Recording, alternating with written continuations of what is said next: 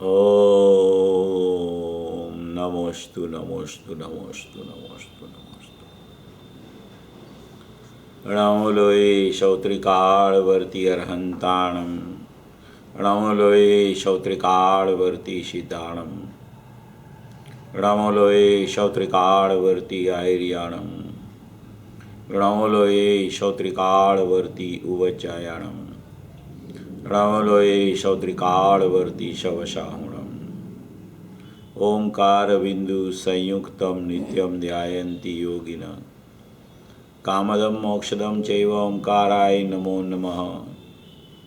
मंगलम भगवान वीरो मंगलम गौतमो गणी।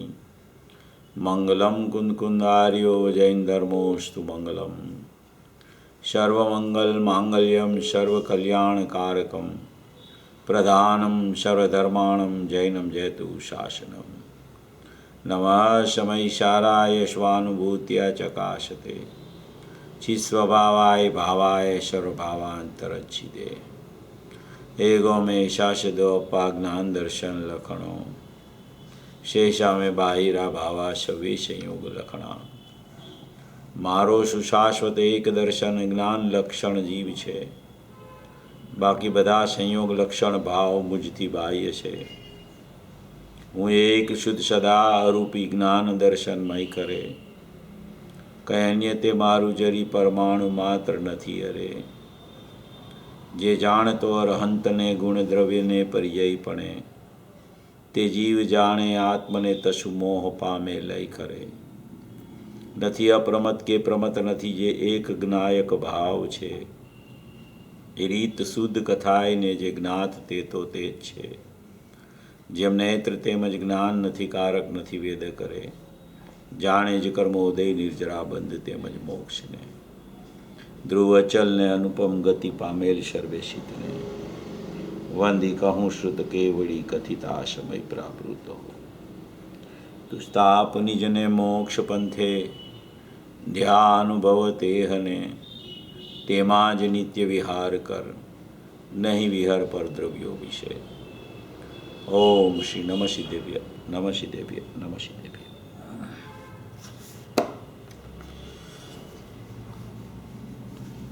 अमृतचंद्र आचार्य देव द्वारा ये रचे हुए जो कलश है उसके ऊपर राजमल जी साहब ने कलश टीका बनाई है।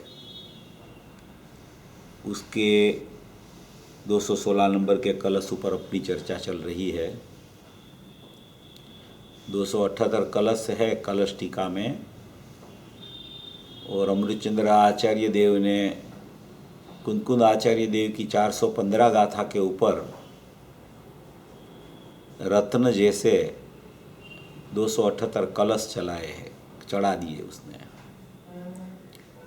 गाथा पूरी होवे तो संतुष्टि न होवे उसको तो फिर उसके ऊपर कलश चढ़ाते जाए, कलश चढ़ाते जाए, कलश चढ़ाते जाए।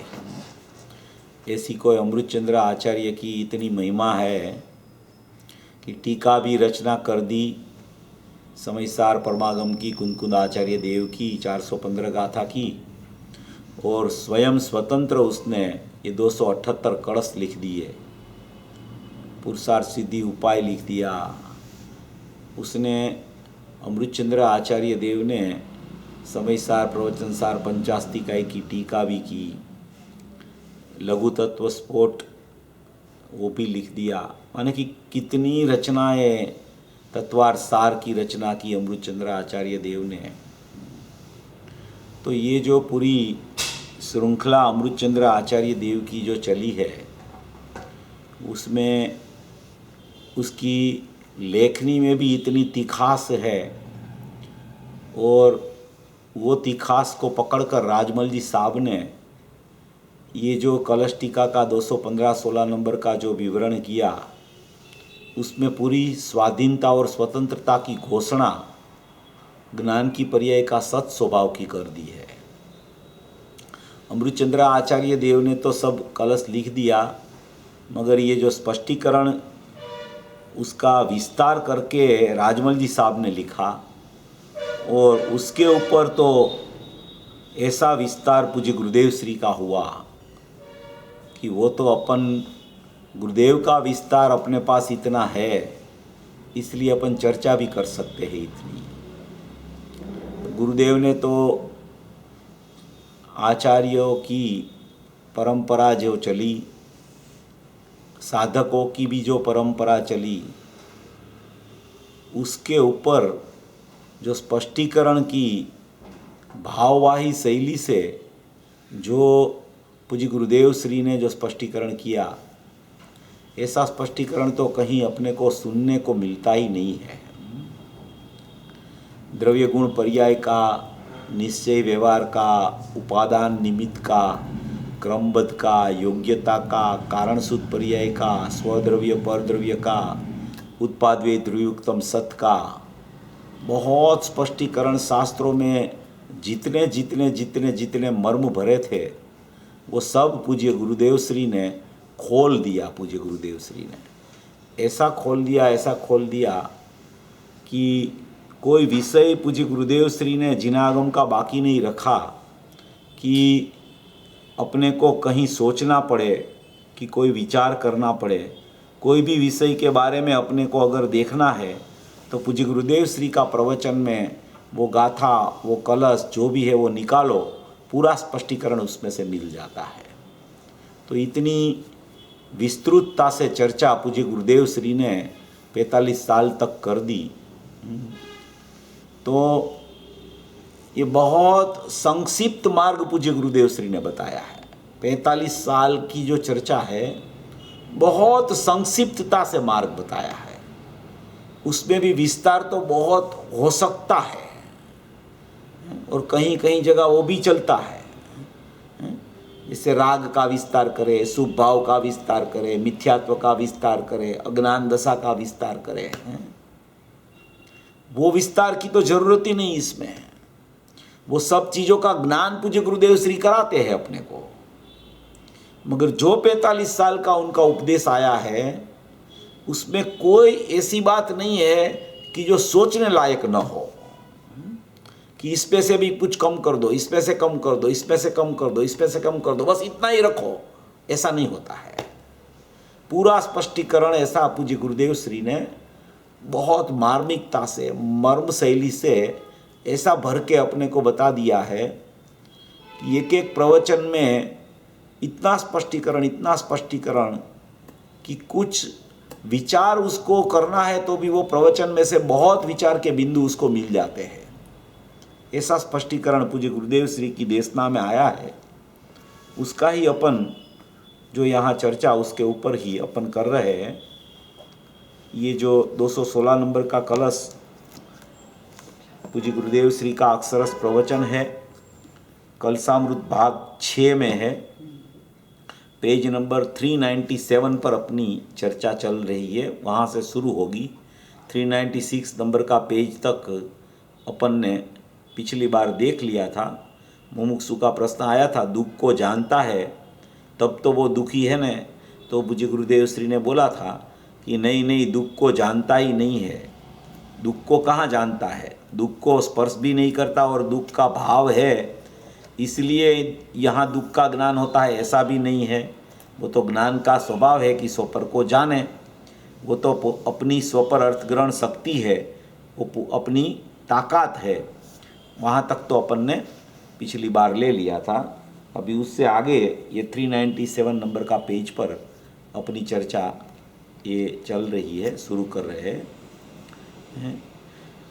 कठिन लगे बहुत, ऐसा गुरुदेव कहते हैं। आकरू लागे बहु लागे आऊ, कठिन बहुत लगे ऐसा। 3 लोक का नाथ ने ऐसा पोकार किया है। 3 लोक का नाथ, 3 लोक का नाथ माने सिमंदर परमात्मा की यहाँ बात करते हैं। 3 लोक का नाथ ये सिमंदर परमात्मा, महावीर परमात्मा जिसकी देशना खीरी है, वो 3 लोक का नाथ कहे जाते हैं। तो 3 लोक का नाथ ने ऐसा पोकार किया है दिव्य ध्वनि के द्वारा। ऐसी तो वाणी कहाँ है भाई? ऐसी वाणी कहाँ है भाई? जो ये वाणी हमारे पास आ गई, जो परंपरा में यहाँ तक पहुँच गई, ऐसी वाणी तो दूसरी जगह कहाँ है भाई, ऐसा कहते हैं। दिव्य ध्वनि द्वारा ही आ गया। आहा, ऐसा परम सत्य तो सुनने को अगर मिले वो भी भाग्यशाली है। ऐसी बात, परम सत्य बात क्या कहते हैं, ऐसी परम सत्य बात तो सुनने को मिले वो भी भाग्यशाली है। देखो, ये परम सत्य बात सुनने को भी कहीं मिलती नहीं है। ये पूज्य गुरुदेव श्री की जो बात है और गुरुदेव द्वारा प्रतिपादित जो बात हुई, वो आचार्यों की और जिनेंद्र परमात्मा की देशना में जो बात आई, वो आचार्य की परंपरा में आई, वो पूज्य गुरुदेव श्री के पास आई और उसका स्पष्टीकरण पूज्य गुरुदेव श्री ने किया। तो ऐसी परम सत्य बात जो हम जो कह रहे हैं वो परम सत्य बात है। वो परम सत्य बात तो सुनने को मिलना वो भी भाग्यशाली है। ऐसी बात है बापू, क्या करे, क्या क्या कहा यहाँ आखिरी में, यहाँ क्या कहा, ऐसा यहाँ पूज्य गुरुदेव श्री कह के अभी वो कलश का जो बात है, कलश की, वो सिद्ध करते हैं। देखो, ये जो पूरा स्पष्टीकरण पूज्य गुरुदेव श्री का आता है ना, वो जो कलश लिखा है राजमल जी साहब ने, उसकी कलश टीका की है, उसके ऊपर से पूज्य गुरुदेव श्री जो ले रहे हैं, मगर ये कलश में पूरी सत की पराकाष्ठा का वर्णन है। ज्ञान की पर्याय का सतपना क्या है, बस यही बताना है यहाँ, और कुछ नहीं बताना। किसको जानता है, किसको नहीं जानता है, कैसे जानता है, वो कुछ नहीं बताना। ज्ञान की पर्याय का जानना स्वभाव है और वो सत है, यही सिद्ध करना है यहाँ।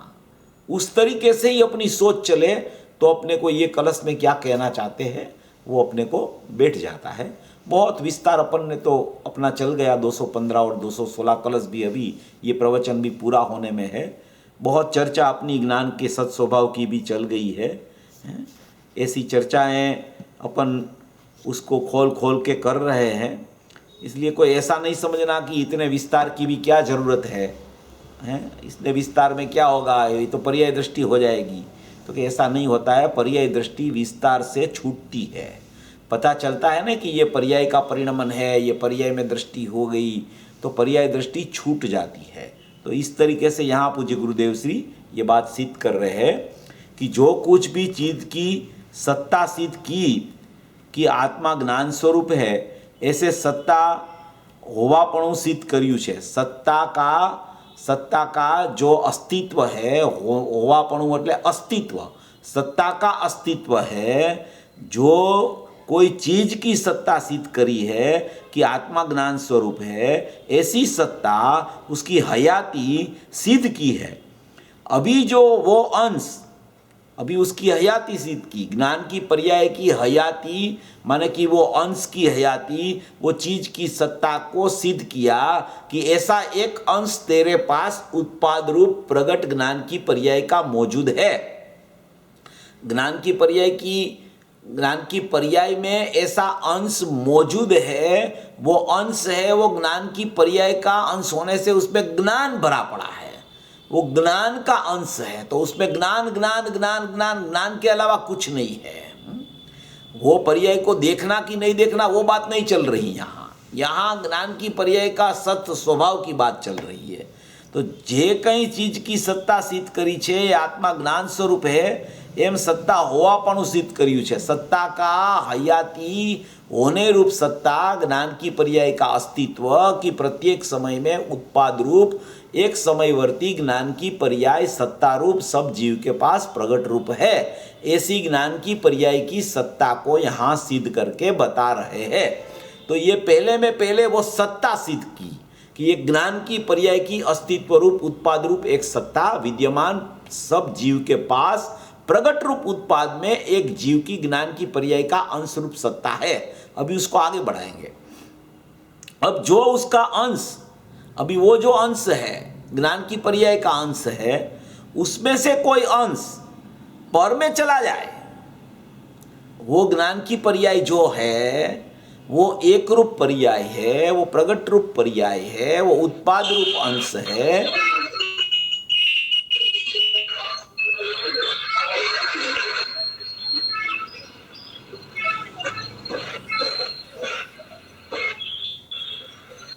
वो उत्पाद रूप जो अंश है वो प्रकट रूप अंश है, वो उत्पाद रूप अंश है। अगर वो अंश में से कुछ पर में चला जाए, अभी जो उसका अंश भी पर में जाए तो वो सत्ता है, उसका क्या बचा? अभी वो जो अंश है, ज्ञान का अंश है, वो अंश अगर पर में चला जाए, पर के साथ एक में हो जाए, पर सन्मुख भी हो जाए, तो ये ज्ञान का अंश जो यहाँ सत्ता अपन ने सिद्ध की उत्पाद रूप, वही अंश अगर पर में चला जाए, पर तरफ चला जाए, अगर पर में जाए तो वो सत्ता जो अपन ने सिद्ध की थी, वो सत्ता में क्या रहा? तो कुछ नहीं रहा वो सत्ता में, तो क्योंकि सत्ता पर तरफ चली गई, पर में चली गई, तो सत्ता का अंश जो विद्यमान रहना था उत्पाद रूप, वो अंश ही नहीं रहा, तो वो पर हो गया। तो बोलते ऐसा नहीं है कि जो उसका अंश पर में चला जाए तो सत्ता है, उसमें क्या रहा? आहा, समझ में आया? पर को जानने पर ज्ञान पर में चला जाए तो अपनी सत्ता जो भिन्न सिद्ध की, वो सत्ता रही ही कहां? अगर पर को जानने के काल में ज्ञान की पर्याय का सत्पना उस समय में उसकी योग्यता अनुसार, उसकी क्षयोपम योग्यता अनुसार उसमें पर का जानना ज्ञान की पर्याय में होवे, और ऐसा कहा जाए कि ये ज्ञान की पर्याय तो पर में चली गई, पर का जानना हुआ तो कि पर साथ एक में हो गई, पर के साथ तन्मय हो गई, तो क्योंकि वो अगर ज्ञान की पर्याय उसके साथ तन्मय हो जाए, पर में चली जाए, एक में को हो जाए, तो ज्ञान की पर्याय का सत्य स्वभाव अपन ने यहां सिद्ध किया, तो वो सत्य स्वभाव तो जुदी रही नहीं, सत्य स्वभाव रहा ही नहीं, ज्ञान की पर्याय का नाश हो जाएगा तब तो। इसलिए कहना क्या चाहते हैं कि कुछ भी जानना होता है तो भी वो जानना ज्ञान में, ज्ञान का ज्ञान में रहकर, ज्ञान से ज्ञान का जानने पर स्व पर की सत्ता का ज्ञान होता है, ये सिद्ध कर रहे हैं यहां। किसी को जानने के लिए ज्ञान की पर्याय को अपनी सत्ता छोड़कर कहीं जाना नहीं पड़ता, ना तो अर्थग्रहण शक्ति में स्वग्नेय में जाना पड़ता, ना तो अर्थग्रहण शक्ति में परग्नेय में जाना पड़ता। वो पर की सत्ता पर में, ज्ञायक की सत्ता ज्ञायक में, ज्ञान की सत्ता ज्ञान में, वो एक समय की ज्ञान की पर्याय की सत्ता उत्पाद रूप सिद्ध की, तो वो ज्ञान की पर्याय की सत्ता जो है, अगर वो उसमें समझ लो कि ज्ञेयाकार ज्ञान हुआ और वो ज्ञेयाकार ज्ञान में पर कैसा है वो ख्याल में आ गया ज्ञान में, तो वो ज्ञान ज्ञेय में थोड़ी चला जाएगा। अगर वो ज्ञान ज्ञेय में चला गया, पर में चला गया, पर की सन्मुख भी हो गया, पर के साथ तन्मय हो गया, तो ज्ञान की सत्ता ही नहीं रहेगी। इसलिए ज्ञान की सत्ता सतरूप रहती है, वो कहीं जाती नहीं है। उसको स्व या पर किसी को भी जानने के लिए जो क्षयोपम योग्यता से ज्ञान प्रकट होता है, वो ज्ञान की पर्याय ज्ञान में रह के कैसा स्व है और कैसा पर है, वो ज्ञान को जानते ही उसको ख्याल में आ जाता है। इसलिए ये ज्ञान का अंश निर्विभाग है, उसका विभाग नहीं होता। वो ज्ञान का अंश कहीं पर में कभी जा सकता नहीं है। अगर जो वो अंश पर में चला जाए तो ये सत्ता सिद्ध की थी, उसका क्या रहा? समझ में आया? पर को जानने पर ज्ञान पर में चला जाए तो अपनी सत्ता जो भिन्न सिद्ध की है, वो सत्ता रही कहां? वो सत्ता ही नहीं रहेगी अगर पर को जानने के लिए परमा चला जाए तो। पर को जानने के लिए भी पर में जाके ज्ञान नहीं जानता, वो अपने में रह के ज्ञान को जान के ही उसको पता चलता है कि पर ऐसा है। उसको ज्ञान का सत्पना कहते हैं, उसको ज्ञान का स्वपर प्रकाशक स्वभाव कहते हैं, उसको ज्ञान की स्वतंत्रता कहते हैं, उसको ज्ञान में ज्ञान का ज्ञान हो रहा है, उसमें स्वपर अर्थग्रहण शक्ति दोनों झलक रहे हैं और दोनों का जानना भी अपने ज्ञान में रह के होता है। ऐसा यहाँ ज्ञान में ज्ञान का ज्ञानपना सिद्ध कर रहे हैं कि ये ज्ञान की सत्ता तेरी मौजूद रूप बच गई है, वो कोई पर सन्मुख नहीं होती, पर का लक्ष्य करके पर को नहीं जानती, पर के साथ एक में होके पर को नहीं जानती, ऐसे ही स्व का एक में होके भी स्व को नहीं जानती। अपने में, अपने से ज्ञान अपने में रहकर उसको पता चल जाता है कि नायक ऐसा है और पर पदार्थ ऐसा है। ऐसा यहाँ ज्ञान की पर्याय की एक समय की सत्ता रूप सिद्धता ये कलश में यहाँ ये विभाग में कर रहे हैं। पर को जानने पर ज्ञान पर में चला जाए तो अपनी सत्ता जो बिन सिद्ध की है वो सत्ता रही ही कहाँ। आहा, कहो पंडित जी ये तो लॉजिक से बात है। आहा, ये बनिया बाहर के धंधे में पूरा दिन रचा पचा रहता है और उसकी ये पंगु जैसी भाषा उसको कहीं नया सीखना है। माने कि एक न एक उसको पंगु जैसी भाषा कही जाती है, एक न एक भाषा उसको कहीं नया सीखना है। ये भाव या ये भाव ये भाव ये उसका ये करे, पूरा दिन नया तर्क उसमें कुछ न आवे, कुछ नया तर्क ही ना आवे, एक न एक बात ही करता रहे कि बस यही। वो नया तर्क आए ही नहीं, उसको पंगु जैसा हो गया वो। तो क्या कहते हैं कि बनिया को तो बाहर का व्यापार ही चलता रहता है। बनिया माने कि जो व्यापार करता है वो सब बनिया में गिन लेना। तो उसको कहीं कुछ सीखना है नया, ये भाव ये उसका वो करे, पूरा दिन नया तर्क उसमें कुछ ना आवे। वकील हो तो भी तर्क करना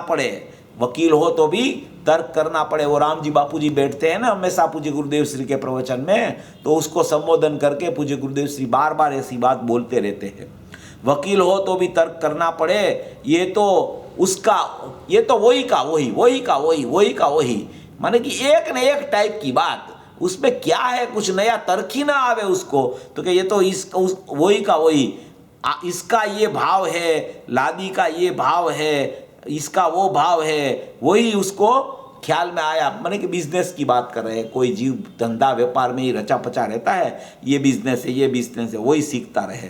5 मण चाहिए तो 10 मण चाहिए, मगर वही का वही शब्द, एक न एक शब्द की बात उसमें आती रहे, उसका व्यापार चले, उसमें नया कुछ तर्क नहीं, नया न्याय से कुछ सिद्ध करना नहीं, बस यही है। ऐसा करते करते बाहर में उसकी जिंदगी पूरी हो जाती है। ऐसा पूज्य गुरुदेव श्री ये कहना चाहते हैं कि अभी तू चेत जा, हम यहाँ आए, हमने ऐसा स्पष्टीकरण किया, अब तेरे ज्ञान श्रद्धान में ये बात ले कि ज्ञान की पर्याय सत्य है, उसमें जो जानना होता है वो ज्ञान में ज्ञान से जानना होता है, पर है इसलिए पर का जानना नहीं होता। और ज्ञान पर में जाकर पर का लक्ष्य करके पर से तन्मय होके कभी ज्ञान जानता नहीं है। अपने में रहकर अपने को जानते उसको सब पता चल जाता है। हमारे मास्टर थे हीराचंद मास्टर, ये ऐसा कहते थे कि हम सब मास्टरों पंगु, क्या कहने में आता है, पंतु छिए, क्योंकि हमारे को एक न एक सिखाना सबको, नया कुछ नहीं। पहली बुक में ये, दूसरी में ये। हीराचंद मास्टर थे, रतिभाई रहते हैं ना, उसका लड़का रतिभाई रहते थे सोनगढ़ में, उसका लड़का हीराचंद मास्टर है। रतिभाई अभी मुंबई में रहते हैं और यहाँ अही मास्टर थे। आहा, क्या कहते हैं, आप भी वही भाव बताते हो, मुमुक्षु प्रश्न करता है। तो गुरुदेव कहते हैं, कौन बताते हैं ऐसी बात बापा, झीणी बात, सूक्ष्म बात भाई।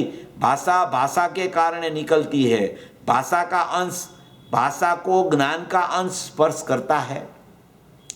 वो गुरुदेव को बोल रहे हैं कि आप भी ऐसे ही तो भाव बता रहे हो, हैं? ऐसे ही भाव तो आप बता रहे हो, जैसे वो मास्टर बताए, पंतु कहा आपने, आप भी वैसे ही भाव बता रहे हो। माने कि आप शास्त्र के भाव बता रहे हो, वो तो माने कि पढ़ने की चौपड़ी के भाव बता रहे थे, आप शास्त्र के भाव बता रहे हो। तो गुरुदेव कहते हैं कि कौन बतावे, ऐसी बात है भाई, सूक्ष्म बात भाई। भाषा तो भाषा के कारण से निकलती है, भाषा वर्णना का परिणमन भाषा की योग्यता से वहाँ से निकलता है। उसमें हमारा ज्ञान का, हमारा आत्मा का कुछ कर्तव्य नहीं है, क्योंकि भाषा अलग है, शरीर परिणाम को प्राप्त है, और ये जो ज्ञायक भाव है वो ज्ञान को प्राप्त है। इसलिए भाषा का और ज्ञान का कोई संबंध बिल्कुल है ही नहीं। भाषा को ज्ञान का अंश स्पर्श करता है। गुरुदेव क्या कहते हैं, मेरी भाषा निकलती है तो वो वाणी निकलती है, उसको कोई ज्ञान का अंश स्पर्श कर लेता है। वो जड़ और चेतन का कभी स्पर्श होता है कि अभी ये वाणी निकल रही है तो अभी इसमें जीव है इसलिए वाणी निकल रही है, अभी जीव चला गया तो वाणी निकलना बंद हो गया, तो जीव और भाषा का कुछ संबंध तो होगा ना, है? ऐसा तर्क भी उठाते हैं ना जीव, है? कि अभी ये जीव तो ये जब तक ये जीव था इसमें ये शरीर में तब तक तो वाणी निकलती थी, अभी जीव चला गया तो वाणी निकलना बंद हो गया, है? तो गुरुदेव को भी प्रश्न पूछते हैं ऐसा, है? कि ये आप कहते हो कि ये शरीर का कुछ आत्मा नहीं कर सकता है, तो अभी आत्मा चला गया बाद में शरीर का हलन चलन क्यों बंद हो जाता है, शरीर क्यों कुछ हिलता नहीं है, कुछ फिरता नहीं है, ऐसा क्यों हो जाता है। तो गुरुदेव ने उसका जवाब तो दिया कि सबकी अपनी अपनी स्वतंत्र योग्यता होती है, इसलिए जीव का वहाँ से जाना भी स्वाधीन है और शरीर का वहाँ रहना भी स्वाधीन है, अपनी अपनी योग्यता से सब होता है। फिर गुरुदेव वो भी न्याय देते थे कि ऐसा कुछ नहीं है कि जीव शरीर का कुछ कर सकता है, क्योंकि जब जीव चला जाता है बाद में भी शरीर में वजन बढ़ने लगता है, तो वो वजन कैसे बढ़ता है कि वो शरीर में अपने से अपने कारण से अपनी योग्यता से वो वजन बढ़ता है। फिर गुरुदेव वो भी दृष्टांत देते थे कि अगर जीव है ये शरीर में तो अभी ये हाथ हिला सकता है, और कोई जीव को पैरालिसिस हो जाता है तो जीव होने पर भी कितनी भी इच्छा हो तो हाथ पैर हिला ही नहीं सकता है, पथारीवश हो जाता है। जीव का कोई कर्तव्य उसमें है नहीं, उसको जीव कभी शरीर को या शरीर के कोई पदार्थ स्पेयर पार्ट को या तो वाणी को कभी स्पर्श करता नहीं है। जीव ज्ञानमय है, वो पृथक है, और शरीर शरीर से है, कोई संबंध एक दूसरे को नहीं है। मगर वो जब तक शरीर में जीव है तो भाषा निकलती है तो उसको ऐसा लगता है कि कुछ संबंध होगा उसके साथ, बिल्कुल संबंध नहीं है, ये भाषा वर्गणा का परिणमन है। और ज्ञान में भी ये भाषा वर्गणा का परिणमन निकलता है, उसका जानना होता है, भाषा वर्गणा के साथ संबंध बिल्कुल नहीं होता। इसलिए कहते हैं कि भाषा को ज्ञान का अंश कभी स्पर्श करता है, और भाषा का जो अस्तित्व है सत्ता उस रीति से जो सिद्ध कर किया कि ये पर्याय भाषा की है, अब उसके ज्ञान के कारण ये भाषा होती हो तो इसकी सत्ता जो सिद्ध की तो वो रहती नहीं। अभी ज्ञान के कारण अगर भाषा होती हो, अभी ज्ञान का कुछ कर्तव्य भाषा में हो तो ज्ञान की सत्ता ज्ञान હવે એને જ્ઞાનને કારણે આ ભાષા થાય તો આની સત્તા જે સિદ્ધ કરી એ તો રહેતી નથી।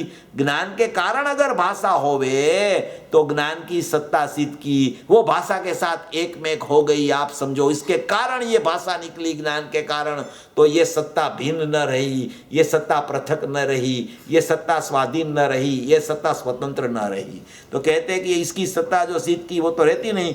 ऐसा આવું ક્યાંય મળે એવું છે ત્યાં મુંબઈમાં?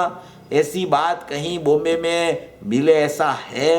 रजनी भाई कोई बैठे होंगे इसलिए उसको संबोधन करके पूज्य गुरुदेव श्री ने ये बात बताई। ये माने कि जड़ चेतन की भिन्नता का प्रकरण है, और ज्ञान का अंश जो है वो ज्ञान में ही रहता है, वो वहाँ से निकल कर कहीं जड़ में प्रविष्ट नहीं होता, भाषा में प्रविष्ट नहीं होता, पर पदार्थ में प्रविष्ट नहीं होता। जानना भी वहाँ तन्मय होवे तो ही जानना होवे ऐसा भी नहीं होता। ऐसी भी बात आती है गुरुदेव के प्रवचन में, आप सब लोगों ने सुनी भी होगी कि पर को ज्ञान जाने तो उसमें तन्मय होवे तो जाने, नहीं तो न जान सके।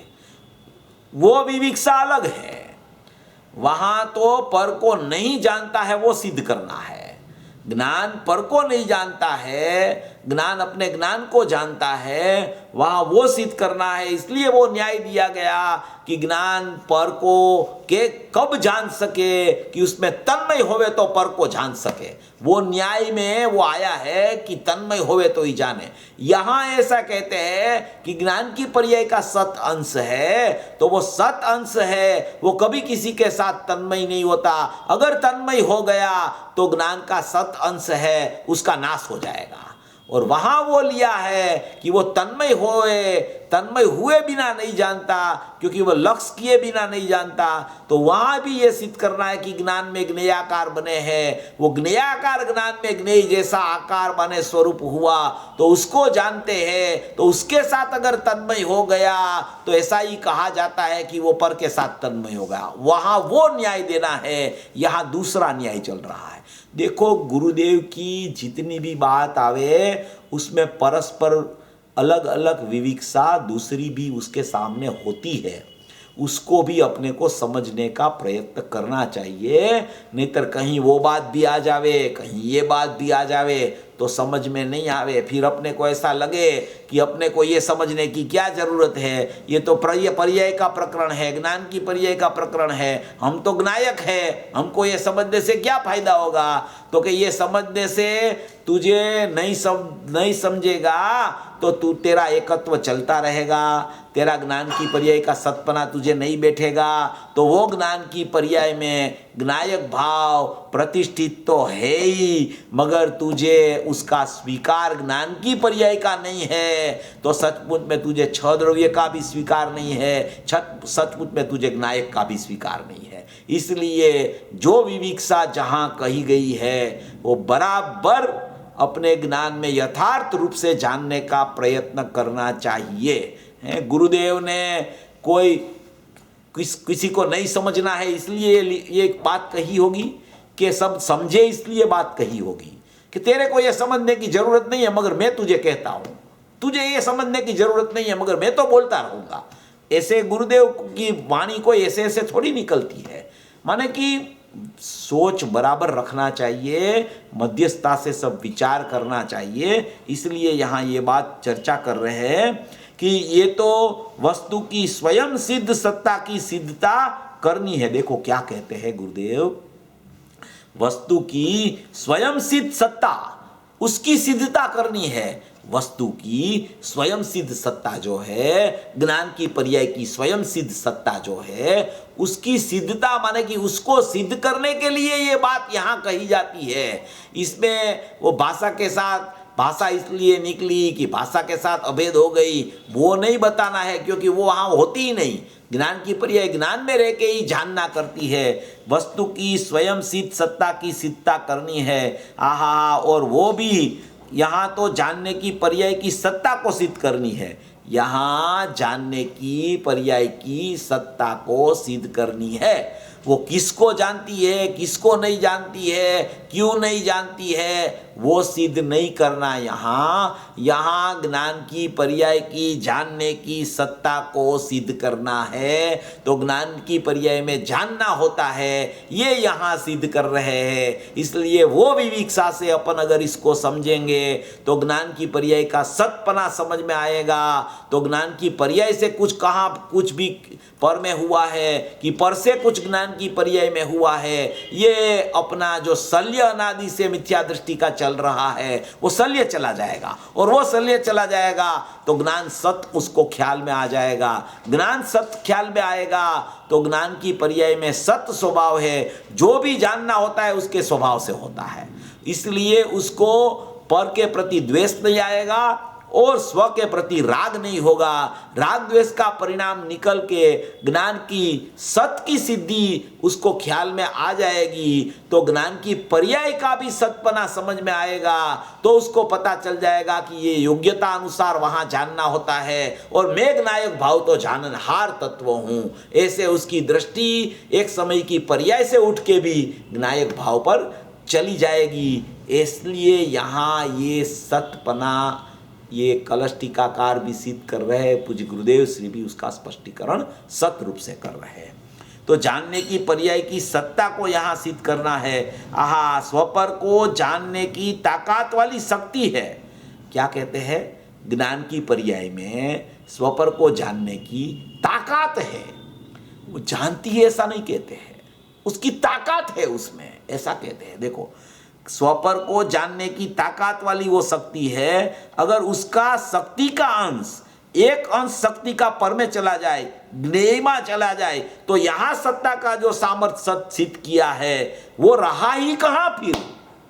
अगर इसमें इतनी ताकत है कि वो स्वपर दोनों को जानने की ताकत है, इसमें ऐसी शक्ति पड़ी है ज्ञान की पर्याय में। ज्ञान की व्यक्त पर्याय प्रगट रूप उत्पाद रूप है, उसमें ऐसी शक्ति पड़ी है कि वो किसी के लक्ष्य किए बिना, किसी के साथ अभेद हुए बिना, अपने में अपने से रहकर स्व और पर का ज्ञान करने की ताकत उसमें पड़ी है। तो वो ज्ञान की पर्याय का सत स्वभाव जिसको बैठता है उसको सचमुच में वो स्वपर प्रकाशक ज्ञान की पर्याय है। ऐसा ज्ञान का सतपना उसको बैठ जाता जाता है तो उसको पता चल जाता है कि ये मेरा अंश कभी पर ज्ञेय में जाता नहीं, मेरा अंश को छोड़ता नहीं, और सचमुच में मेरा अंश तो अंशी को भी कभी छोड़ता नहीं। इसलिए उसको अंशी को देखने के जाने की भी जरूरत नहीं और पर को देखने जाने की भी जरूरत नहीं। वो ज्ञान में ज्ञानपना मौजूद होने से स्व और पर दोनों एक ज्ञान को देख के ही पता चल जाता है कि स्व ऐसा है और पर ऐसा है।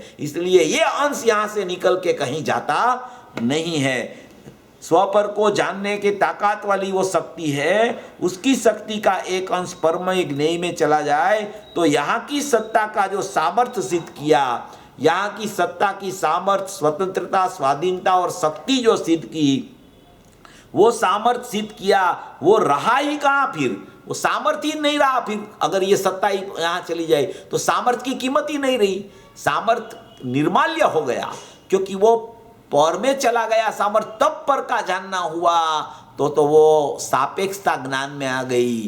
पर को जानने से ही अगर पर का ज्ञान होता है तो ज्ञान की पर्याय का सामर्थ्य बचा ही नहीं, ज्ञान की पर्याय का सामर्थ्य ही चला गया, ऐसा कहना चाहते हैं। बहुत मार्मिक बात है, बहुत इंपॉर्टेंट चर्चा है ये।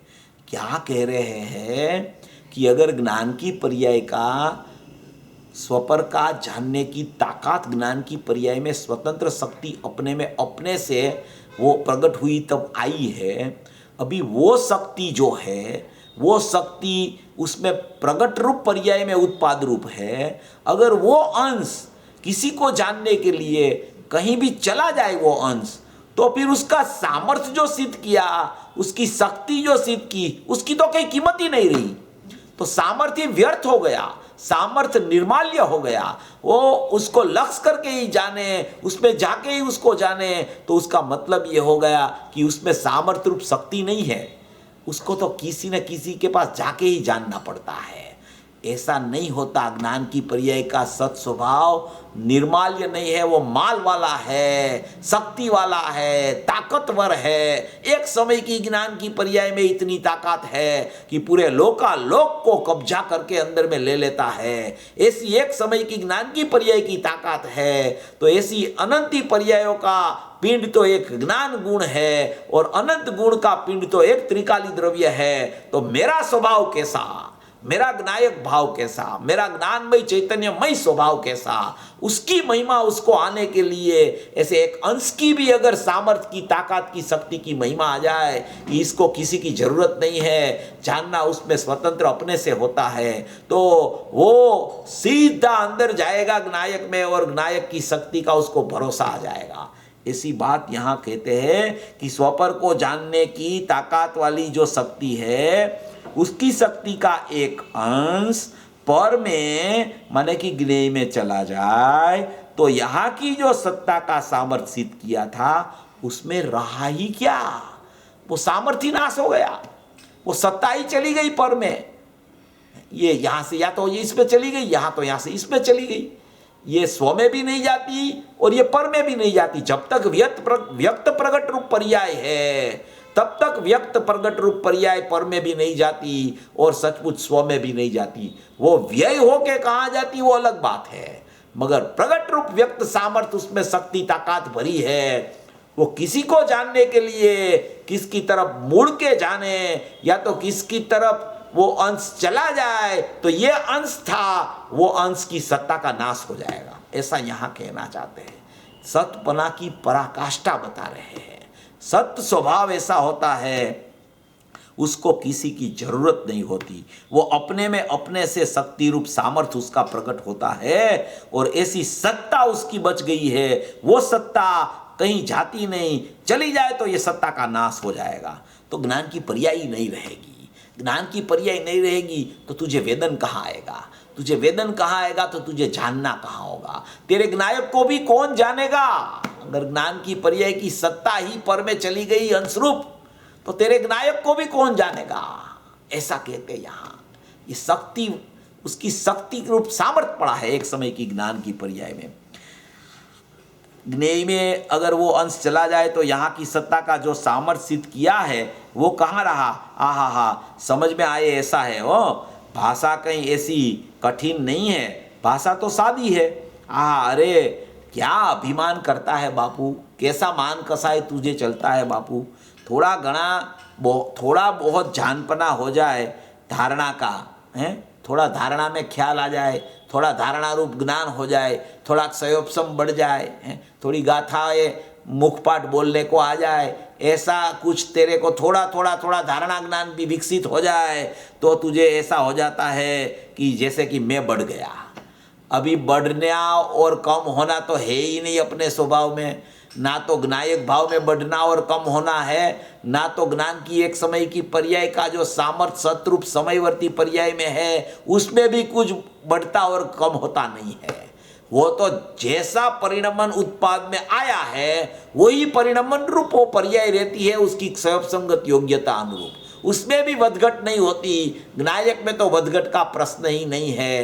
अनंती पर्याय ज्ञायक में से निकले तो भी ज्ञायक में कुछ घटता नहीं है, और अनंती पर्याय व्यक्त होके दूसरे समय पारिणामिक भाव में चली जाए तो भी ज्ञायक में कुछ बढ़ता नहीं है। ऐसी कोई त्रिकाली द्रव्य की सत्ता टंकोत्कीर्ण सत्ता, घटित घाट वाली चैतन्य सत्ता है। इसलिए यहाँ कहते हैं कि तुझे थोड़ा सा धारणा ज्ञान बढ़ जाए तो तुझे ऐसा लगता है कि मैं तो बहुत बढ़ गया है।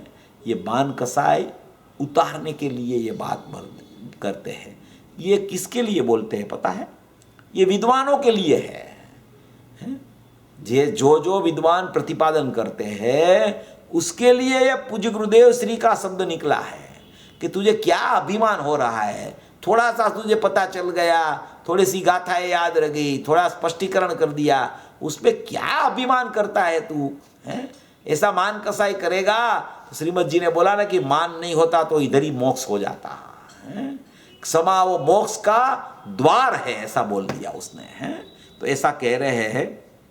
फिर कहते हैं कि यहाँ तो ज्ञान की पर्याय आई, स्वपर को पूरा जाने तो भी वो सत्ता का अभिमान नहीं।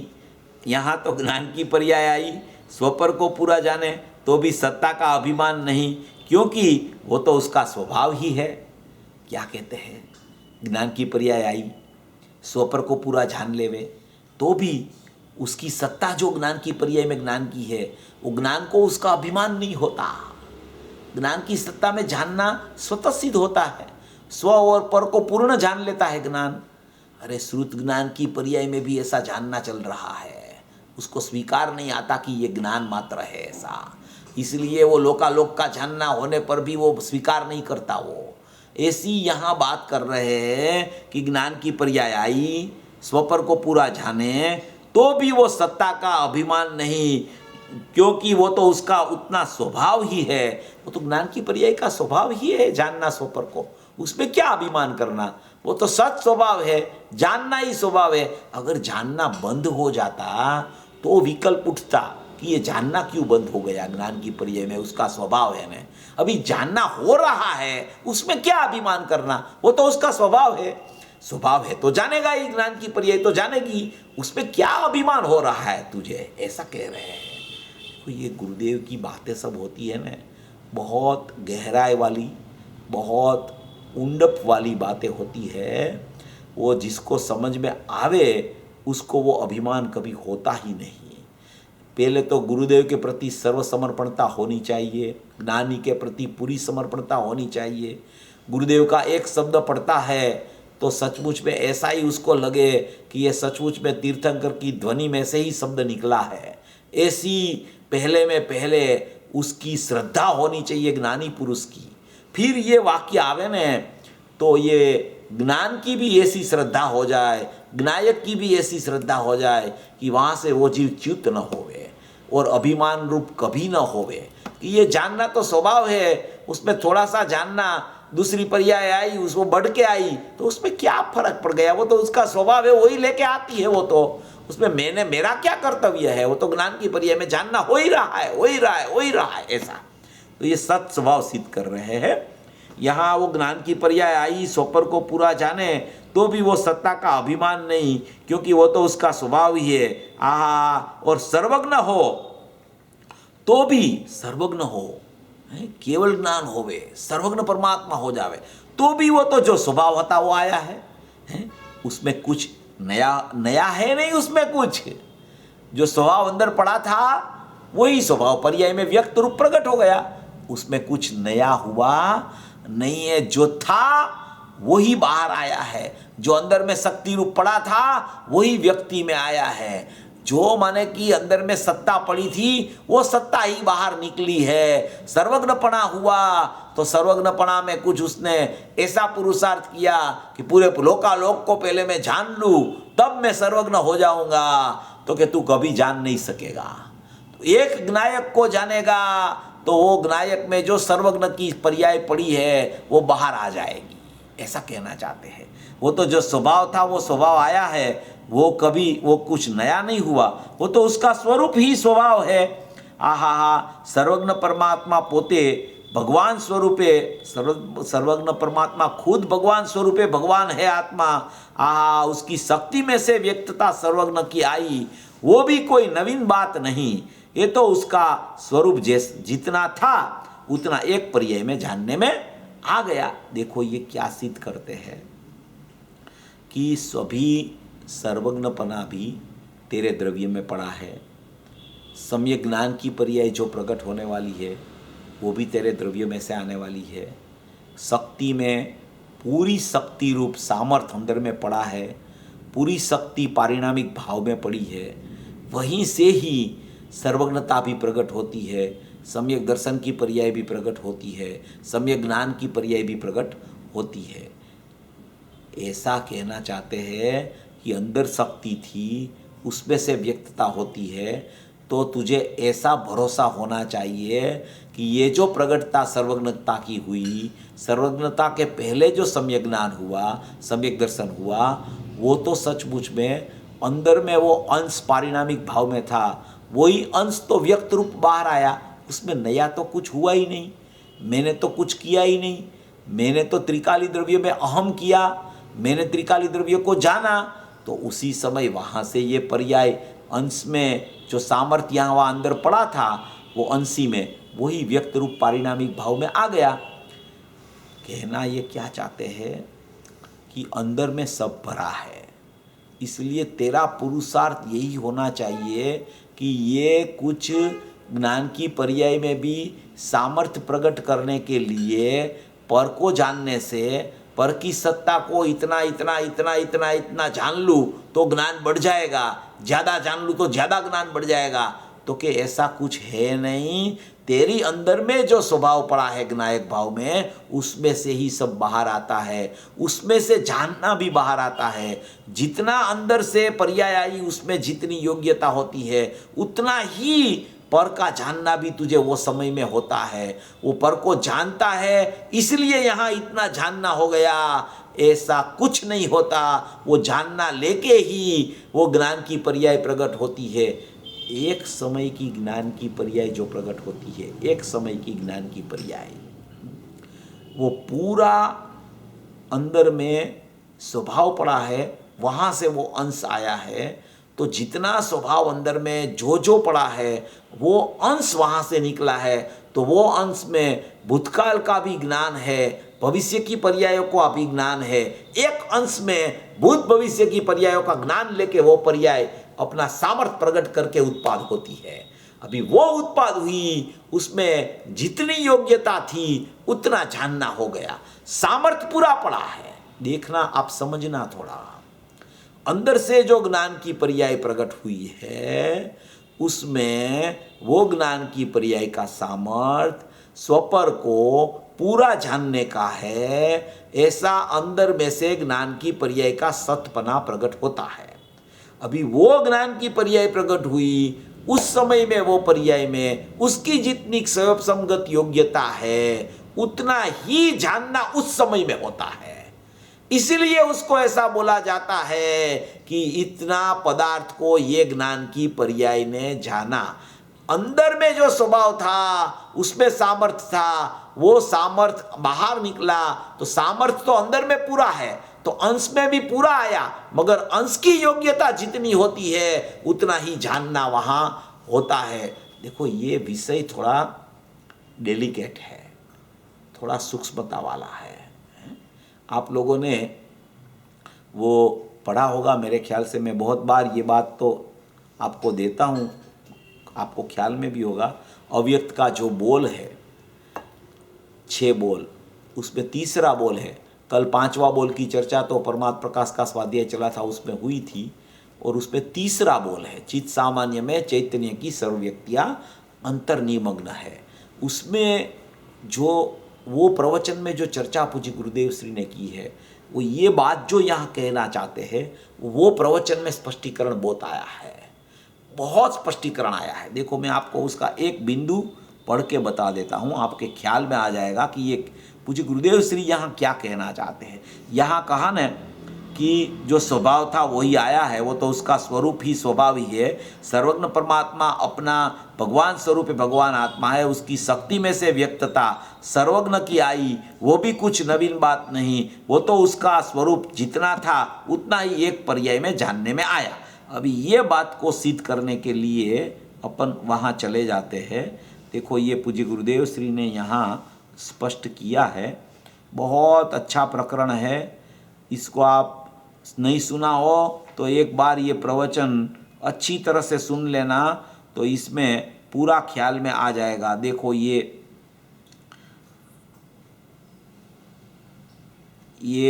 समयसार सिद्धि तीसरा भाग है, 132 नंबर का पेज में। लंबा प्रकरण है, मैं थोड़ा ही पढ़ के बताता हूँ, एक आपको ख्याल में आ जाए।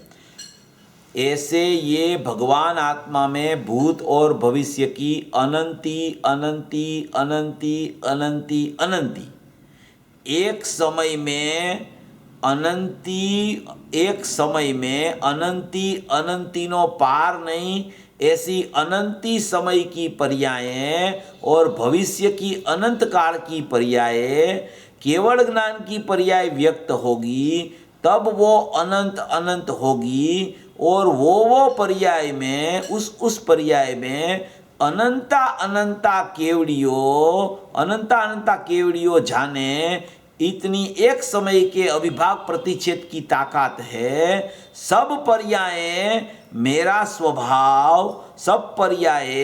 स्वभाव सामान्य स्वभाव ध्रुव निमग्न है, इसलिए अंतर्भूत है। मगर अंतर्भूत है वो पर्याय रूप से अंतर्भूत नहीं है। अंतर में भूत है वो तो गुण रूप से, पारिणामिक भाव रूप से, सहजात्म स्वरूप ए रूपे अंदर है, ऐसा धर्म का उपदेश है। अभी ऊपर एक और पैराग्राफ है, उसमें इसका ये मैंने पहले क्यों पढ़ा, क्योंकि उसका उत्तर वहाँ है। चित सामान्य में मेरा प्रभु जो सामान्य रूप है ध्रुव, वो ध्रुव में भूत, देखो चित सामान्य में मेरा प्रभु जो सामान्य रूप जो है ध्रुव कहते हैं, यहाँ त्रिकाल कहते हैं, दृष्टि का विषय कहते हैं। ये दृष्टि का विषय में ये सब पढ़ा है, ऐसे कह रहे हैं। ये समझना थोड़ी सूक्ष्म चर्चा है। चित सामान्य में मेरा प्रभु जो सामान्य रूप जो है ध्रुव, वो ध्रुव में भूत और भविष्य की अनंती अनंती अनंती अनंती एक समय की अनंती, ऐसी ऐसी अनंत समय की अनंती, भविष्य में भी एक समय की अनंती, ऐसी अनंत समय की अनंती पर्याय अंदर पड़ी है। पहले ये सिद्ध किया। फिर श्रोता ने प्रश्न किया कि वो अंदर में जानने रूप से जानने के रही कि क्या है? अंदर में जाणवा पणे जणाईने रहेली छे, अंदर में जानने रूप रही है, सबको जान ही रही है, वो अंदर में है तो भी, ऐसा प्रश्न किया। तो गुरुदेव ने जवाब दिया, नहीं वो नहीं। गुरुदेव बोलते हैं वहां वो नहीं है, अंदर में ऐसा कुछ नहीं है। अंदर में तो शक्ति रूप पारिणामिक भाव है। वो जाने, गुण जाने उसको माने पर्याय, उसको गुण रूप जाने, पर्याय तो उसको गुण तरीके जाने, पर्याय तो उसमें अंश पड़ा है, उसको गुण रूप जाने, सर्वज्ञ के ज्ञान में आवे। ये बात अपने को यहां लेनी है।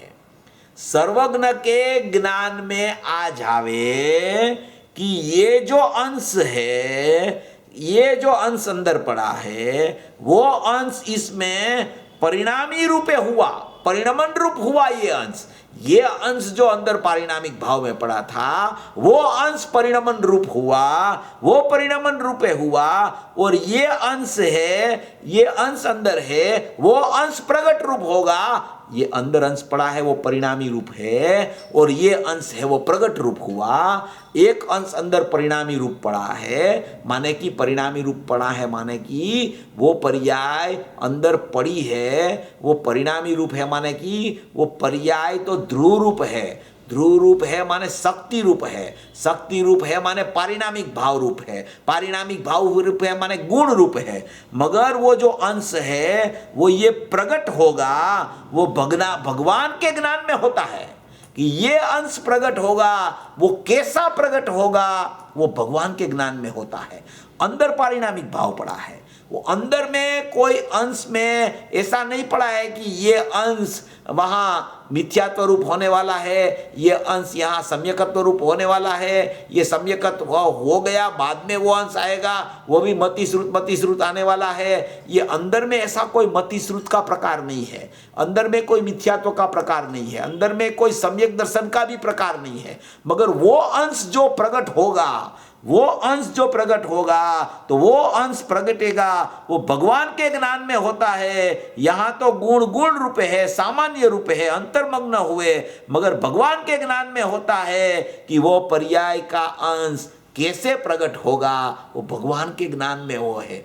माने कि अंदर में जो शक्ति रूप पारिणामिक भाव में पर्याय योग्यता रूप पड़ी है, वो योग्यता में क्या योग्यता व्यक्त होने वाली है वो सर्वज्ञ के ज्ञान में है, अपने ज्ञान में नहीं है। वो अंदर में अंश पड़ा है, वो कैसे प्रकट होने वाला है, इसलिए विकल्प खड़ा होता है।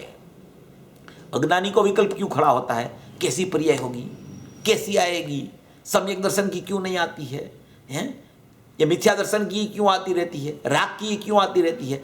उनको पता नहीं है कि अंदर पारिणामिक भाव में सब सत्व पड़ा है, वहीं से ही वो अंश निकलने वाला है। मगर अंदर वो मोहराग द्वेष नहीं है, अंदर अज्ञान नहीं है, अंदर सचमुच में सम्यक दर्शन की पर्याय कहने में आती है कि अनंती पर्याय सम्यक दर्शन की, असंख्य पर्याय सम्यक दर्शन की पड़ी है, अनंती पर्याय केवल ज्ञान की भी पड़ी है। मगर वो अंदर पड़ी है, उसका मतलब है कि वो पर्याय नहीं पड़ी है, पर्याय का सामर्थ्य पड़ा है कि वो सामर्थ्य प्रकट होगा, तब वो प्रकट होगा अंश रूप, वो सम्यक दर्शन रूप प्रकट होगा, वो माने कि ये चारित्र की वितरागता रूप प्रकट होगा। वो सामर्थ्य अंदर पड़ा है, सामर्थ्य की प्रकटता होती है, तो प्रकटता में परिणमन होता है, तब वो अंश की व्यक्तता होती है। इसलिए यहाँ जो कहना चाहती है, आप पढ़ लेना, फिर ये गुरुदेव का मुख से सुन लेना, बहुत अच्छा प्रकरण है इसमें। ये तीसरा बोल जो आया है ना, वो चित्त सामान्य में चैतन्य की सर्व व्यक्तियाँ अंतर्निमग्न है, माने कि कुछ भी बाहर से नहीं होता, कुछ भी क्षयोपशम से नहीं होता, सब अंदर में पड़ा है, वही सचमुच में बाहर आता है। अनंत गुण की अनंत पर्याय वो प्रकट होने का सामर्थ्य लेके अंदर गुण पारिणामिक भाव रूप है, वहाँ से ही वो पर्याय सब प्रकट होती है, और प्रकट होती है वो अपना सामर्थ्य लेके प्रकट होती है, और सामर्थ्य का जो परिणमन होता है ऐसी उसकी वो पर्याय की तत्समय की योग्यता है, ऐसा यहाँ कहने में आ रहा है। इसलिए कहता है कि सर्वज्ञता प्रकट हुई तो भी वो अंदर थी, वो बाहर आई है, उसमें नया क्या हुआ, तुझे आश्चर्य क्यों होता है, तुझे ऐसा क्यों लगता है कि ओहो सर्वज्ञपन आ गया, ओहो सम्यक दर्शन हो गया। अरे भाई सम्यक दर्शन तो अंदर पड़ा था भाई, वही बाहर आया है, सब अंदर में पड़ा है, कुछ बाहर से नहीं आता, कुछ व्यक्तता से नहीं होता, अंदर में पड़ा है वही बाहर आता है। मगर अंदर में सम्यक दर्शन नहीं पड़ा है, अंदर में सम्यक दर्शन अगर पड़ा होता तो मिथ्यात्व की पर्याय भी अंदर में हो जाती, क्योंकि मिथ्यात्व का अभाव पूर्वक सम्यक दर्शन होता है, तो सम्यक दर्शन की पर्याय अगर अंदर में है तो मिथ्यात्व की पर्याय भी अंदर में हो जाती। वो पर्याय ऐसे अंदर में पर्याय रूप नहीं है, वो गुण रूप सत्व पड़ा है, और वो सत्व बाहर निकलता है, तब परिणमन रूप मिथ्यात्व की सम्यक दर्शन, परिणमन रूप राग की वितरागता होती है, वो उस समय की योग्यता से होती है।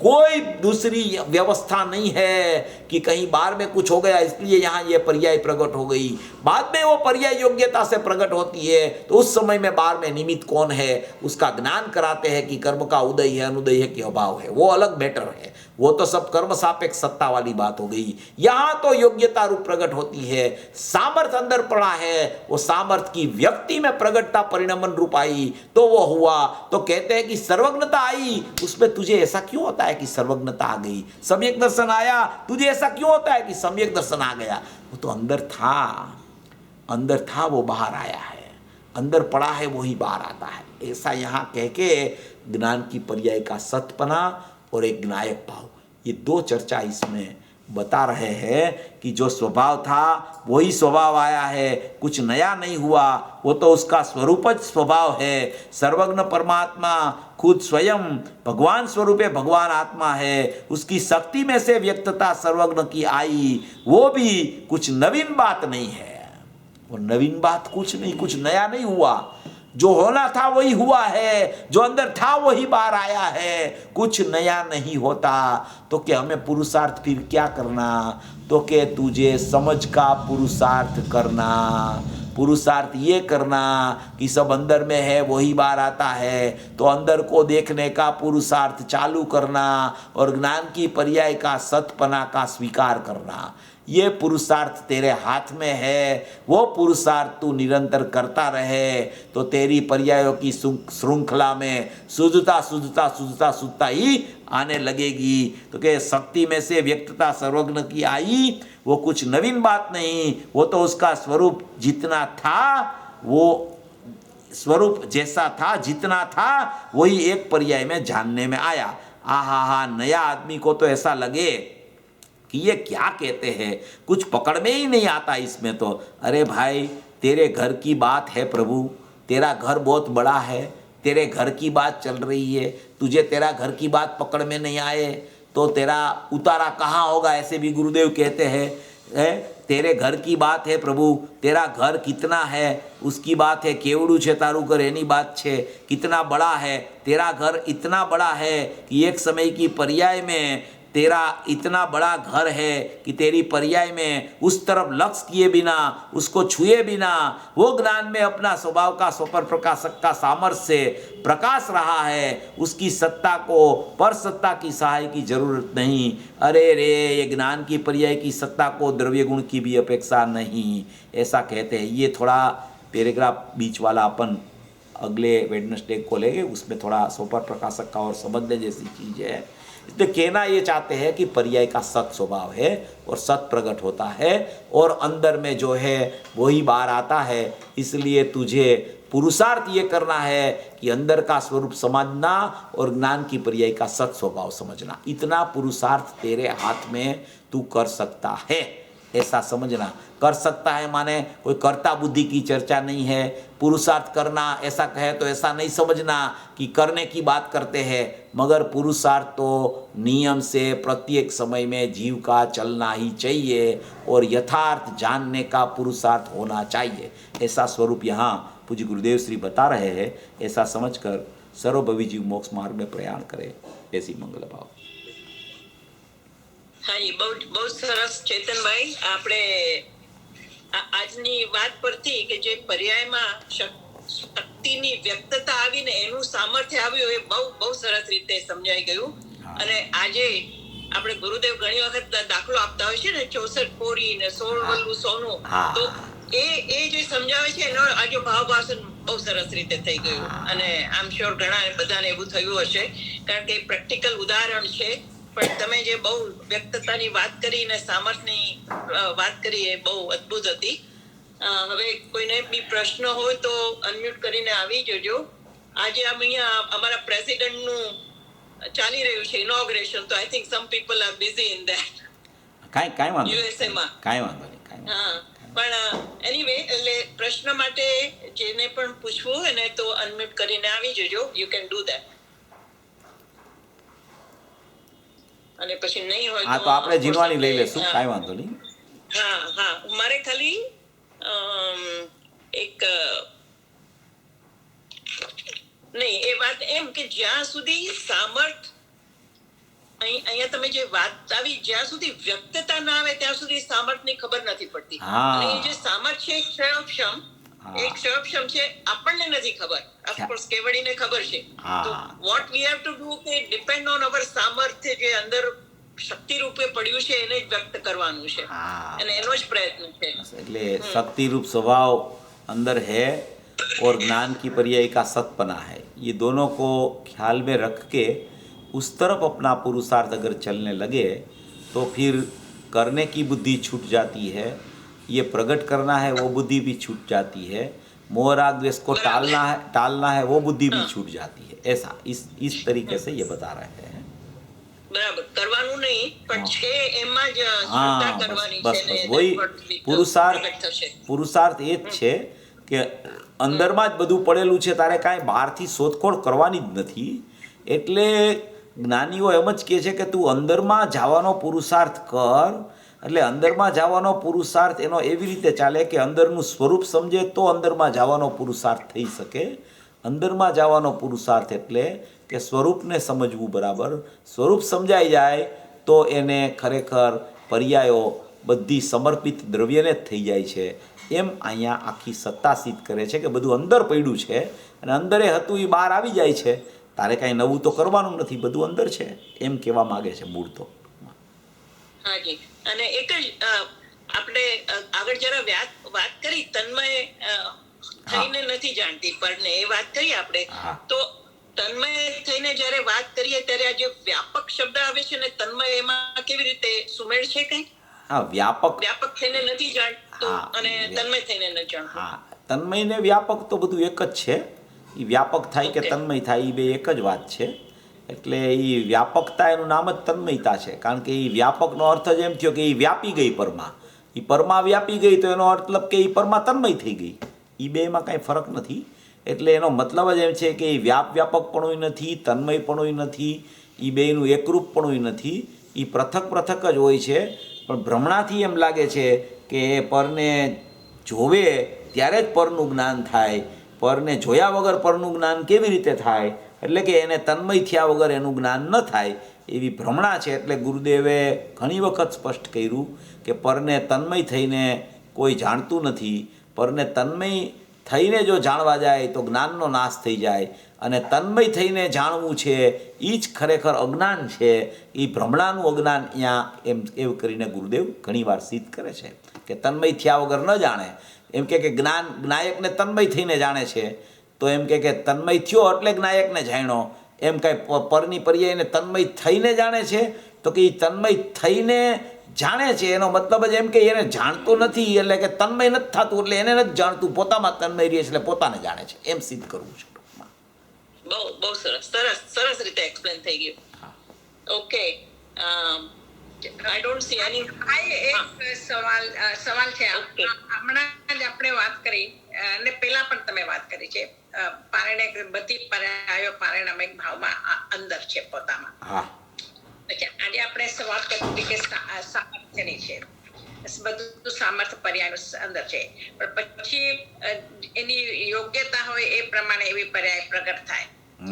તો અને પછી અહીંયા આપણે એમ કહીએ કે સમ્યક દર્શન જે સમય જ્યારે થવાનું હોય તો અગર સામર્થ્ય વાળી જે પર્યાય અંદર હોય તો પછી અહીંયા યોગ્યતા સાથે કેવી રીતે મેળ કરે? આમ ક્રમબદ્ધ પ્રમાણે આપણે બરાબર સમજીએ કે જે પ્રમાણે જાય, પણ અગર મારું સામર્થ્ય જ પૂરું સામર્થ્ય જ અંદર છે તો પછી એમાં કે મારે જ્ઞાનની પર્યાય અવળી કે સવળી કે શુદ્ધ કે અશુદ્ધ આપણે કહીએ, તો ત્યારે આપણે કહીએ કે યોગ્યતા પ્રમાણે નીકળે છે. તો પછી એ જરા નહીં, એમાં એવું છે કે જ્યારે આપણે અંદરના ગુણની અને અંદરના ગુણીની ચર્ચા કરતા હોય ને જ્યારે આપણે, ત્યારે ત્યાં અંદર આખો સ્વભાવ, એની શક્તિ અને એનું સામર્થ એ બધું ત્યાં અંદર ગુણ રૂપે પડેલું છે.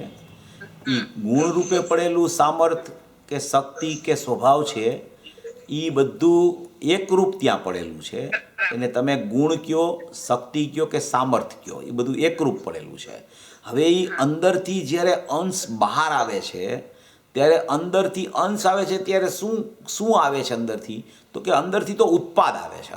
અંદરથી બીજું કાંઈ આવતું નથી, કે મિથ્યાત્વ નથી આવતું, કે સમ્યક દર્શન નથી આવતું, અંદરથી ઉત્પાદ આવે છે. હવે એ ઉત્પાદ અંદરથી થયો એ ઉત્પાદ પ્રગટ થતા વેત એ પરિણમે છે. તો એ જે પ્રગટ થતા વેત જે પરિણમો ને એ યોગ્યતા છે એની ટૂંકમાં. Okay okay. અને એ જે અંદરથી અંશ આવ્યો ને એ અંદરથી સામર્થ્ય કયો કે શક્તિ કયો કે સ્વભાવ કયો, એ અંશ એવો આવ્યો છે અંદરથી. પણ એ અંશનું પરિણમન જ્યારે થાય છે ને વ્યક્તમાં પરિણમ્યો એ અંશ ત્યારે એ અંશ છે ને એ અંશ યોગ્યતા અનુસાર પરિણમે છે. એ યોગ્યતા અનુસાર પરિણમવું એટલે શું કે અંદરમાં જેવું એનું ગુણમાં એની પર્યાયમાં પારિણામિક ભાવમાં જે અંશ પડ્યો હતો, આપણે લીધું હમણાં કે સર્વજ્ઞના જ્ઞાનમાં હતું, એવો જ અંશ અંદરથી આવ્યો છે. અને એ અંશ એની એ તત્સમયની યોગ્યતા રૂપ પરિણમ્યો છે. એ આપણને ખબર નથી શું પરિણમવાનો, એ કેવડીને ખબર છે કે આનો અંશ આવી રીતે જ પરિણમવાનો છે. એટલે ત્યાં સામર્થ્ય શક્તિ સ્વભાવ બધું અંદર છે. પ્રગટ થતો અંશ આવે છે એ પણ અંદરથી સામર્થ્ય લઈને આવે છે. એ સામર્થ્યવાળો અંશ છે, એ અંશે સામર્થ્ય પૂરું પડ્યું છે એમાં. પણ એ પૂરું પડ્યું હોવા છતાં જ્યારે પ્રગટ રૂપ વ્યક્ત રૂપ આવ્યો છે ને એ વ્યક્તમાં એનું પરિણમન થાય છે. એ વ્યક્ત પરિણમન આવ્યું ને ત્યારે એ વ્યક્તમાં ખરેખર ત્યાં યોગ્યતા લાગુ પડે છે. હું દ્રષ્ટાંત ઘણી વખત એનું આપું છું, તમને ખ્યાલ હશે, હું આપીશ એટલે ખબર પડી જશે. જેમ પહાડ ઉપર હોય ને, પહાડ ઉપરથી ઝરણું પડતું હોય. હવે એ પહાડ ઉપરથી ઝરણું નીચે પડે ને તો એ ઝરણું ઉપરથી પહાડ ઉપરથી પાણીનો ધોધ આખો આવે છે. તો એ પાણીના ધોધનું ઝરણું આમ પડ્યું ને, એ તો જ્યાં સુધી જમીન સુધી હજી પહોંચતું નથી ને ત્યાં સુધી ઝરણામાં શક્તિ પડી છે, સામર્થ્ય પડ્યું છે, એનો સ્વભાવ પડ્યો છે. પણ એ જ્યાં અહીંયા નીચે પડ્યું એ ઝરણાનું અંશ, ત્યાં એના પરિણમન થઈ ગયું. એનું એ પરિણમન થયું, એમાં યોગ્યતા આવી ગઈ. યોગ્યતા અંદર પડી છે, શક્તિરૂપ યોગ્યતા એ લઈને આવ્યું છે. એ ઝરણું એ યોગ્યતા નવી નથી બનતી, એ લઈને આવ્યું છે.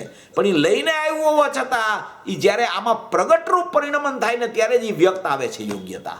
ત્યારે એને શક્તિની વ્યક્તિ કહેવામાં આવે છે. ટૂંકમાં શક્તિની વ્યક્તિ પરલક્ષી પણ હોય અને શક્તિની વ્યક્તિ સ્વલક્ષી પણ હોય.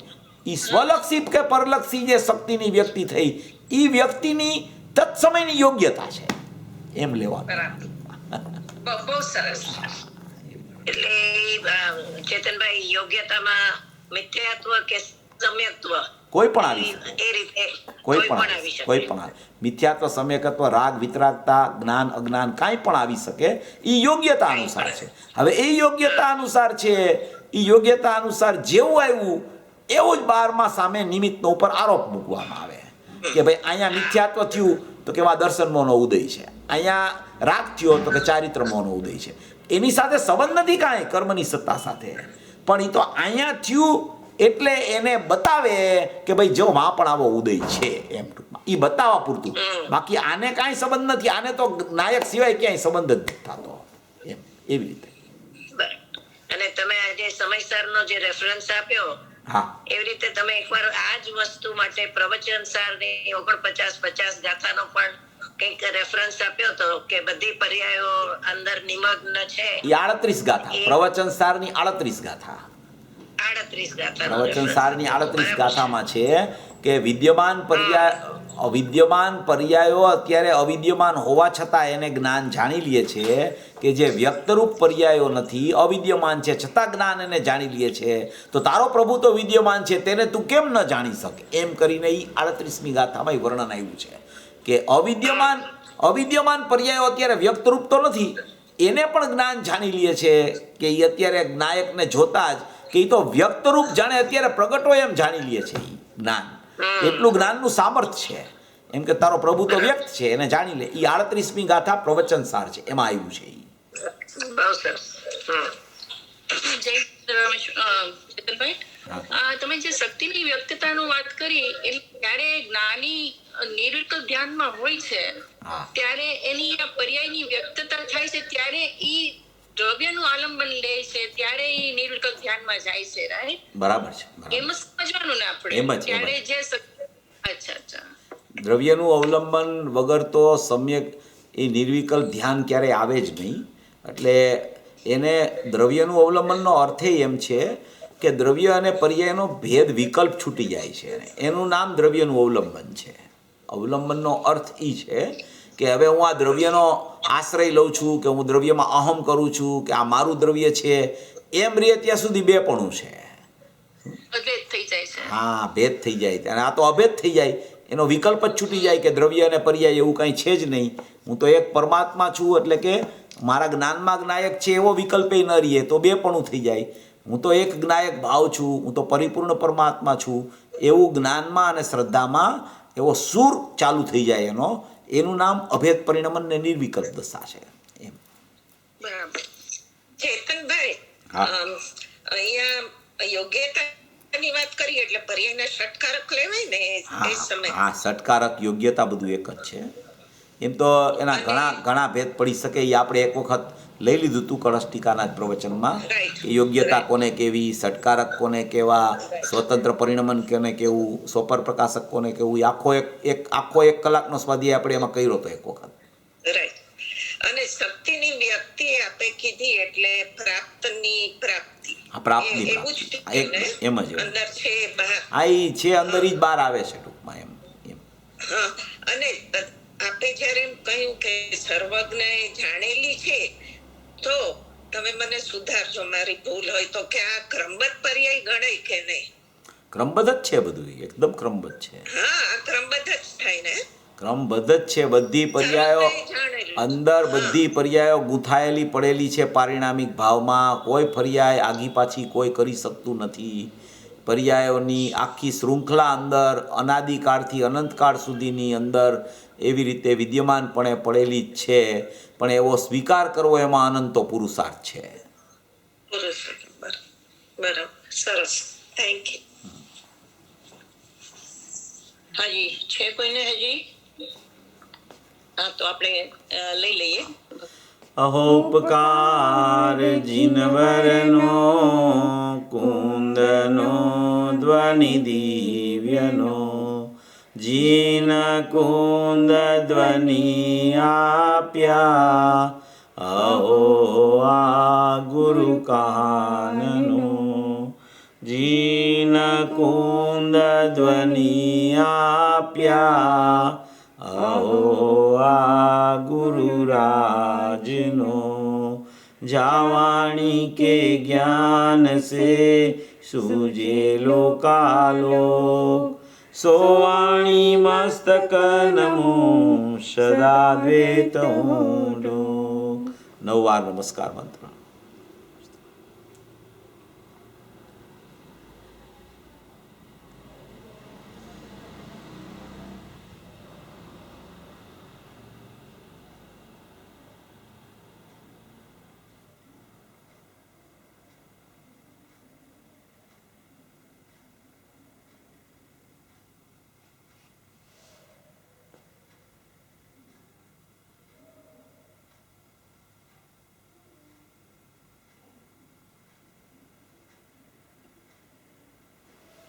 બોલો મંગલમય જીનવાણી માતનો જય હો. જય હો. પરમ કૃપાળુ અનંત અનંત અનંત ઉપકારી શ્રી સદગુરુદેવનો જય હો. જય